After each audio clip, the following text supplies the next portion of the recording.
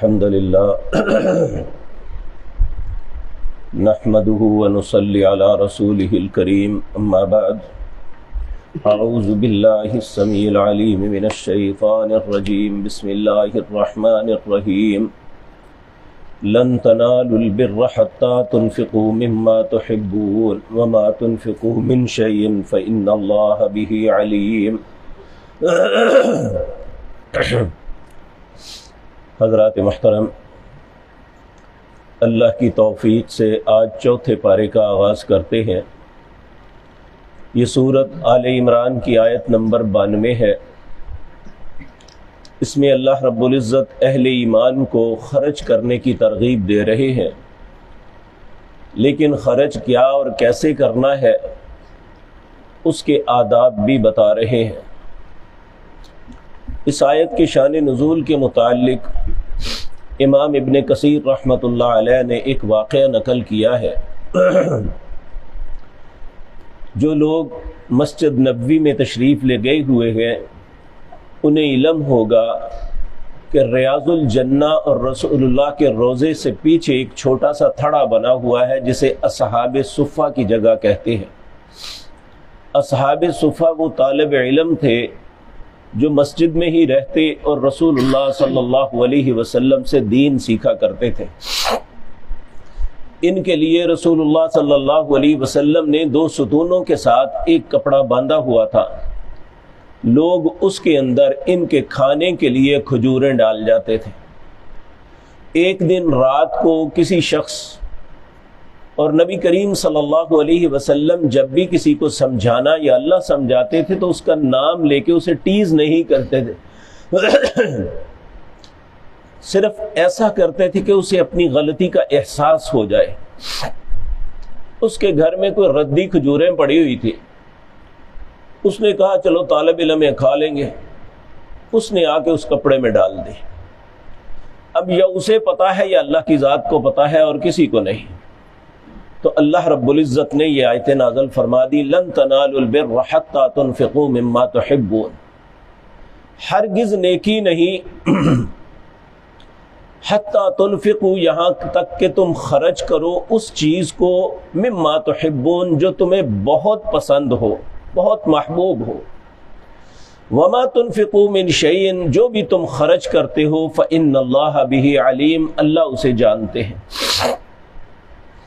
جب یہ آیت اتری تو حضرت انس بن مالک رضی اللہ تعالی عنہ کہتے ہیں ایک صحابی جن کا نام ابو طلحہ انصاری ہے کھڑے ہوئے نبی کریم سے عرض کرنے لگے، یا رسول اللہ میرے پاس جتنے بھی اثاثے ہیں ان میں سب سے محبوب مجھے وہ باغ ہے جو مسجد نبوی کے سامنے جس کے اندر بے رحا کنواں ہے۔ بے رحا آج یہ مسجد نبوی کے اندر آ گیا اور ایک جگہ گول پتھر لگا ہوا ہے، اس کے اوپر بے رحا لکھا ہوا ہے کہ یہاں بے رحا کنواں تھا۔ نبی کریم صلی اللہ علیہ وسلم اس باغ کی کھجوریں اور پانی پیا کرتے تھے، جو میٹھا پانی اور کھجوریں بھی بہت ہی اعلیٰ درجے کی تھی۔ حضرت ابو طلحہ کہنے لگے، یا رسول اللہ صلی اللہ علیہ وسلم میرے مال میں سب سے بہترین یہ ہے اور میں اسے اللہ کے راستے میں وقف کرتا ہوں، اور آپ جو آپ کی من میں ہے آپ اسے استعمال کریں۔ تو نبی کریم صلی اللہ علیہ وسلم نے فرمایا، طلحہ اللہ تجھے اجر عطا فرمائے، تیرے جو غریب رشتہ دار ہیں یہ ان میں تقسیم کر دے۔ تو انہوں نے اپنا وہ قیمتی باغ اپنے چچا زاد بھائیوں کو دے دیا۔ آپ دیکھیں صحابہ کرام رضوان اللہ علیہم اجمعین، اللہ نے ویسے ہی عزت نہیں دی تھی انہیں، ان کے اندر بہت شرف تھا کہ ان کے کانوں میں رسول اللہ صلی اللہ علیہ وسلم کی بات پڑ جاتی تو ان کے دل میں بس یہ ہوتا تھا کہ بس جو کچھ ہم سے بن سکے ہم کر دیں۔ ہم بھی مسلمان ہیں، لیکن ہمارے سامنے جب اللہ یا اس کے رسول کا حکم آتا ہے تو ہم سوچ میں پڑ جاتے ہیں کرنا ہے یا نہیں کرنا۔ ہمارا اور ان کا یہ فرق تھا۔ اسی طرح سیدنا عمر رضی اللہ تعالی عنہ وہ بھی رسول اللہ کی خدمت میں آئے جب یہ آیت سنی آ کے عرض کرنے لگے یا رسول اللہ میری زندگی میں سب سے بہترین مال جو مجھے ملا ہے وہ خیبر کی فتح کے بعد مجھے ملا تھا. میں وہ ساری اثاثے وہ ساری زمینیں جس میں بے شمار پھل ہیں اللہ کے راستے میں وقف کرتا ہوں, آپ اسے جیسے چاہیں استعمال کر لیں. آپ نے فرمایا عمر نہیں, آپ اس باغ کو اپنے پاس رکھو, اس کے پھل کو اللہ کے راستے میں غرباء کو دیتے رہو. اور حضرت عمر رضی اللہ تعالی عنہ نے ایسا ہی کیا. آج مجھے اور آپ کو بھی سوچنا چاہیے, ہمارے پاس جو کپڑا بسیدہ ہو جائے ہمیں خود پسند نہ ہو کہ ہم یہ نہیں پہن سکتے, اب وہ غرباء کو دے دیتے ہیں. ہم وہ کھانا جس کے متعلق ہمیں احساس ہو جائے کہ اب یہ بس رہا ہے, وہ باہر فقیر کو پکڑا دیتے ہیں.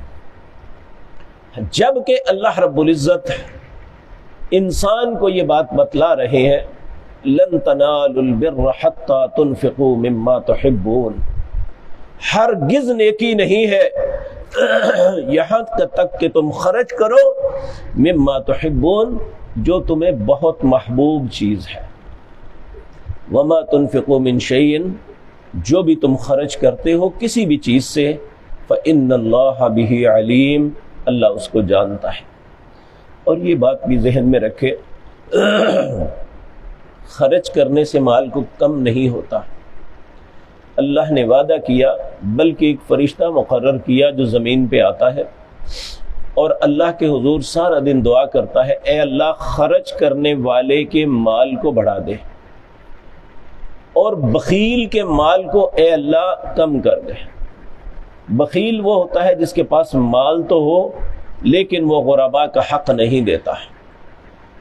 اور بخل ایک ایسی چیز ہے جو یہود کی صفت ہے. یہودی بڑے بخیل ہیں, اور جب انہیں خرچ کرنے کا حکم دیا تو انہوں نے کہا ید اللہ مغلولہ, کہ اللہ کے ہاتھ بندھے ہوئے ہیں. تو اللہ رب العزت نے فرمایا اللہ کے ہاتھ نہیں, ہاتھ تمہارے بندھے ہوئے ہیں. تو یہ ایسی بدنصیب قوم ہے جو اللہ پہ اعتراض کرنے سے بھی باز نہیں آتی, اور نبی مکرم صلی اللہ علیہ وسلم پر بھی اعتراض کرنے پہ باز نہیں آتی. لیکن افسوسناک بات یہ ہے کہ آج مسلمانوں کے اندر بھی جو اپنے آپ کو مسلمان کہتے ہیں وہ قرآن کریم اور اللہ کے احکامات کا صریحاً انکار کرتے ہیں.